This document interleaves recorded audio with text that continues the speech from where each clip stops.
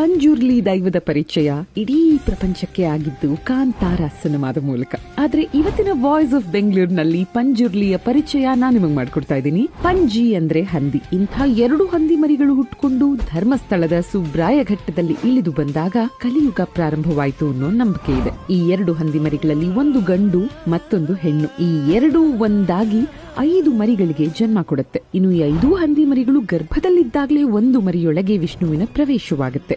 ಅದುವೇ ವಾರಾಹಿ. ಮತ್ತೊಂದೆಡೆ ಶಿವನಿಗೆ ಪಾರ್ವತಿ ಹೇಳ್ತಾಳೆ, ಹಂದಿಯ ಬೇಟೆ ನೋಡ್ಬೇಕು, ಪಕ್ಷಿಯ ನಿನಾದ ಕೇಳ್ಬೇಕು ಅಂತ. ಶಿವ ಚಿನ್ನದ ಬಿಲ್ಲಿಗೆ ಬೆಳ್ಳಿಯ ಬಾಣವನ್ನಿಟ್ಟು ಹೊಡೆದಾಗ ಸಿರಿಹೊನ್ನೆ ಮರಗಳು ಸೃಷ್ಟಿಯಾಗುತ್ತವೆ. ಜೊತೆಗೆ 1,000 ಗಿಣಿಗಳು ಹಾಗೂ 1,000 ಹಣ್ಣಿನ ಮರಗಳು. ಅದುವೇ ದೇವರ ಕಾಡಾಯ್ತು. ಈ ಕಾಡಿನ ಘಮಕ್ಕೆ ವಾರಾಹಿ ಇಲ್ಲಿಗೆ ನುಗ್ಗಿ ಬರುತ್ತೆ. ಈ ಕಾಡಿನಲ್ಲಿ ಹಕ್ಕಿಗಳ ನಿನಾದ ಕೇಳ್ತಿದ್ದ ಹಾಗೆ ಶಿವ ತನ್ನ ಬಾಣವನ್ನ ಬಿಟ್ಟು ಅದು ವಾರಾಹಿಗೆ ಚುಚ್ಚಿ ಅದು ನೋವಿನಿಂದ ಚೀರಿ ಕೆಳಗೆ ಬೀಳ್ತಿದ್ದ ಹಾಗೆ ಪಾರ್ವತಿಯ ಮಾತೃ ಹೃದಯ ಕರಗಿ ಅದ್ರ ಬಳಿ ಹೋಗಿ ಅದನ್ನ ಉಳಿಸಬೇಕಾಗಿ ಶಿವನನ್ನ ಕೇಳ್ಕೊತಾಳೆ. ಆಗ ಶಿವ ವಾರಾಹಿಯನ್ನ ರಕ್ಷಿಸಿ, ನೀನು ಪ್ರಾಕೃತಿಕ ಶಕ್ತಿ, ಈ ಕಲಿಯುಗದಲ್ಲಿ ನಾವು ಬ್ರಹ್ಮ ವಿಷ್ಣು ಮಹೇಶ್ವರರು ಭೂಮಿಯಲ್ಲಿ ಇರೋದಕ್ಕಾಗೋದಿಲ್ಲ, ಆದ್ರೆ ನೀನು ತ್ರಿಮೂರ್ತಿಗಳ ಪ್ರಾಕೃತಿಕ ಶಕ್ತಿಯ ಹಾಗೆ ಮೇಳೈಸಬೇಕು. ಹೋಗು, ಪಂಜುರ್ಲಿಯಾಗಿ ಭೂಲೋಕಕ್ಕೆ ಹೋಗು. ನಿನ್ನನ್ನ ಆರಾಧಿಸುವ ಭಕ್ತರಿಗೆ 12 ವರ್ಷ ಆಯಸ್ಸನ್ನ ಹೆಚ್ಚು ಅಥವಾ ಕಡಿಮೆ ಮಾಡುವ ಶಕ್ತಿಯನ್ನ ನಾನಿನ್ನು ಕೊಡ್ತಿದ್ದೀನಿ ಅಂತಾನೆ ಶಿವ.